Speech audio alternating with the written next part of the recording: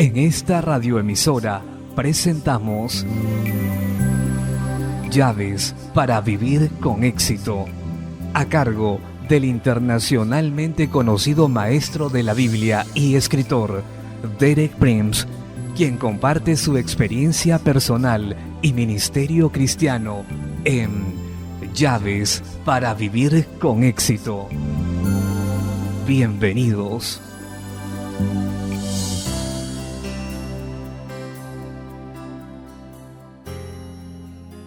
Llaves para vivir con éxito presenta la resolución por la oración, cuarta parte. Me alegro de estar nuevamente con usted para compartir las verdades que la vida me ha enseñado. Verdades que han hecho la diferencia entre el éxito y el fracaso en mi vida y que pueden hacer lo mismo en la suya. El tema que estoy desarrollando esta semana es cómo gobernar a través de la oración. Expliqué que Dios espera que los cristianos en una nación oren inteligentemente por su gobierno y cuando esto hacen con fe, Dios interviene para poner el curso del gobierno y el destino de la nación en línea con su propia voluntad. En mi charla de ayer di ejemplos de cómo yo mismo había visto cambiar la historia por medio de la oración. Hoy voy a hablar sobre la situación que surge cuando el pueblo de Dios no ora como debe ser por el gobierno de su nación. Y como resultado, el curso de los sucesos en el gobierno como un todo no ha estado en línea con la voluntad de Dios, más bien ha habido una decadencia moral y ética, tanto en el liderazgo de la nación como en toda la cultura nacional. Y muchas fuerzas malignas y destructivas han sido soltadas, que están en oposición con los propósitos y con el pueblo de Dios. Y es muy obvio que esa es la situación que prevalece en muchos lugares actualmente. Por lo tanto, el tema de mi charla hoy es muy relevante a nuestra situación contemporánea. Presentaré mi tema en forma de pregunta. Suponga que reconocemos que como cristianos hemos fallado por falta de oración y otros en ejercer nuestra influencia potencial para el bien de nuestra nación. ¿Hay algo que podamos hacer para remediar esa situación? Mi respuesta es sí. La Biblia tiene una respuesta muy clara y práctica a esa pregunta, pero antes de ver la respuesta que la Biblia nos da, primero encaremos nuestra responsabilidad de ser como cristianos una influencia única y decisiva en la sociedad en que vivimos. Jesús dice esto para nosotros en el Sermón del Monte, usando tres metáforas seguidas: la sal, la luz, una ciudad asentada sobre un monte. Eso es lo que dice Jesús en Mateo 5, versos 13 y 14. Vosotros sois la sal de la tierra, pero si la sal se desvaneciere, ¿con qué será salada? No sirve más para nada, sino para ser echada fuera y hollada por los hombres. Vosotros sois la luz del mundo. Una ciudad asentada sobre un monte no se puede esconder. Ahí están las tres metáforas: la sal, la luz y una ciudad asentada sobre un monte. Veamos el significado particular de cada metáfora. Las explicaré en el orden contrario a lo que Jesús las mencionó. Primero, nosotros los cristianos somos una ciudad asentada sobre un monte. ¿Qué significa eso? Creo que es la palabra que lo resume. Es que somos conspicuos, podemos ser vistos desde todos los ángulos y a todas horas y siempre somos observados. Eso es cierto. En el momento que usted hace saber que es cristiano, que es de Jesucristo, que cree en Él, que usted es uno de los seguidores comprometidos, que usted asiste a la iglesia tal, las personas empiezan a verlo de una manera diferente. Analizan su vida, su conducta, su comportamiento. Lo que se presenta es, ¿será real o será solo una mímica religiosa la que está haciendo? No lo harán en la iglesia, pero sí lo harán en lugares como en la oficina, la fábrica, la cocina o donde sea.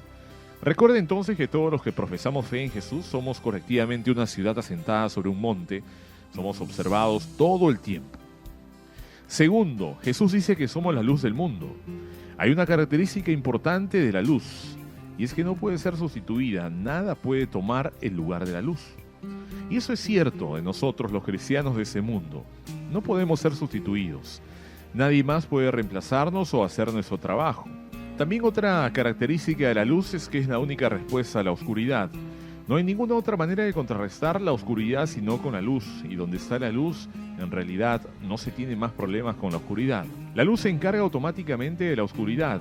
Y así es como Dios espera que seamos en el mundo, que seamos una luz que neutralice automáticamente la oscuridad. El tercer cuadro que Jesús usa es el de la sal de la tierra. Por supuesto que la sal es muy conocida y hay mucho que podríamos decir acerca de ella. Pero solo quiero destacar dos funciones básicas de la sal. La primera es la de dar sabor. La segunda es la de contener la corrupción. Por ejemplo, si la comida no tiene mucho sabor, puede ser un huevo. ¿Qué es lo que se hace? Le agregan un poco de sal. La sal le da sabor a lo que de otra manera no lo tendría. Así que somos la sal de la tierra.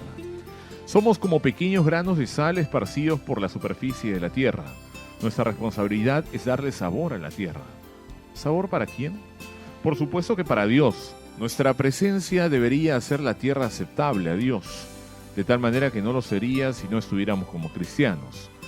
Vivir nuestras vidas en la gracia y en el amor de Dios, adorando, orando y alabando a Dios, hace que nuestra presencia haga la diferencia en cómo ve Dios al mundo.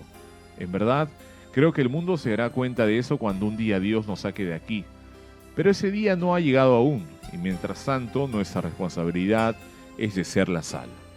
La segunda función de la sal es detener la corrupción. En los tiempos antes de la refrigeración, cuando los marineros llevaban carne en viajes largos, ¿cómo las conservaban? ¿Cómo lograban que no se descompusiera muy pronto? Salándola.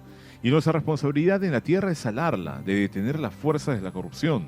Corrupción moral, social y política hasta que se haya cumplido los propósitos de Dios de misericordia y gracia para nuestro mundo. Suponga que fallamos en nuestra función de sal, de dar sabor, de detener la corrupción. Escuche lo que Jesús dice: si la sal no hace lo que debe, entonces no sirve para nada. ¿Se da cuenta que eso se aplica a nosotros si no hacemos lo que debemos? Ya no servimos para nada más, excepto para una cosa: para ser echados fuera y hollados por los otros. ¿Cómo se sentiría usted si eso sucediera? Es un hecho verídico que hay millones y millones de personas en todo el mundo que tomarían como su más grande privilegio pisotear a los cristianos de este lado del mundo. Dios no va a poder descender y pisotearnos Él mismo. Nos entregará a ellos que odian al cristianismo, y lo que representa y la reacción más amarga a tal momento sería: ¿lo merecemos? Jesús nos advirtió, nos dijo que si no servíamos como sal seríamos echados fuera y hollados por los hombres. ¿Hay un remedio para esto? ¿Hay alguna salida o será inevitable que seamos echados fuera y pisoteados por los hombres? Yo creo que Dios nos ofrece una alternativa de misericordia, una manera de cambiar la situación para bien. Hay un pasaje clave en 2 de Crónicas, capítulo 7, verso 14, donde Dios dice: si se humillare mi pueblo, sobre el cual mi nombre es invocado, y oraren, y buscaren mi rostro, y se convirtieren de sus malos caminos, entonces yo oiré desde los cielos, y perdonaré sus pecados, y sanaré su tierra. Consideremos por un momento de quién habla esto. Dios dice: de mi pueblo, sobre el cual mi nombre es invocado. Eso nos describe a usted y a mí como cristianos exactamente. Somos cristianos porque el nombre del Señor Jesucristo es invocado sobre nosotros. Somos su pueblo. Así que esa promesa se aplica a nosotros. Dios dice que requiere que hagamos 4 cosas, y si las hacemos, Él hará 3 cosas. Veamos primero las 3 cosas que Dios dice que hará. Dice: oiré desde los cielos, perdonaré sus pecados y sanaré tu tierra. Note que Dios no está comprometido a oír todas las oraciones en el sentido de tener que responder a ella, pero Dios dice que si cumplimos sus condiciones, Él oirá y responderá a nuestra oración y perdonará nuestros pecados. Note que es el pecado de su pueblo. Tenemos que entender eso, lo que se interpone entre Dios y su intervención en esta tierra. No es el pecado de los incrédulos, sino el pecado del pueblo de Dios. La tercera cosa que Dios dice que hará es sanar nuestra tierra. Vea por un momento y note si no necesita ser sanada. ¿Qué diría usted? Yo creo que no ha tenido mayor necesidad de ser sanada en toda la historia que ahora. Y Dios dice que hay una manera en que sanará nuestra tierra. Seguramente esa es una promesa para nosotros hoy. Pero recuerde que es una promesa condicional. Dios dice que tenemos que hacer ciertas cosas primero, antes de que Él haga esas 3 cosas: oír, perdonar nuestro pecado y sanar nuestra tierra. ¿Qué es lo que Dios requiere de nosotros? ¿Cuáles son las 4 cosas que Dios pide que hagamos? La primera es que nos humillemos. La segunda es que oremos. La tercera es que busquemos su rostro. Y la cuarta es que dejemos nuestros malos caminos. La primera cosa que tenemos que hacer es humillarnos. Las Escrituras dicen que Dios resiste a los soberbios y da gracia a los humildes. Podemos orar, pero si lo hacemos con orgullo, arrogancia y justicia propia, Dios no oirá nuestra oración. Así que tenemos que humillarnos y Dios nos dará a nosotros esa responsabilidad. Yo no creo que sea bíblico orar, Señor, hazme humilde, porque Dios dice humíllense. Segundo, cuando nos humillamos, entonces oramos. Tercero, buscamos el rostro de Dios. ¿Qué significa eso? Yo creo que significa más que una reunión de oración. Las reuniones de oración empiezan a las 7:30 y terminan a las 9 aproximadamente. Pero buscar el rostro de Dios significa que oramos a Dios hasta que hallemos a Dios. Y la respuesta a nuestra oración está en camino. Y cuarto, tenemos que dejar nuestros malos caminos. Reconozcamos el hecho de que son nuestros malos caminos los que han causado problemas en nuestra tierra, nuestra falta de oración, la falta de dar testimonio, nuestra falta de justicia y rectitud abierta que reta al no creyente. La responsabilidad es nuestra.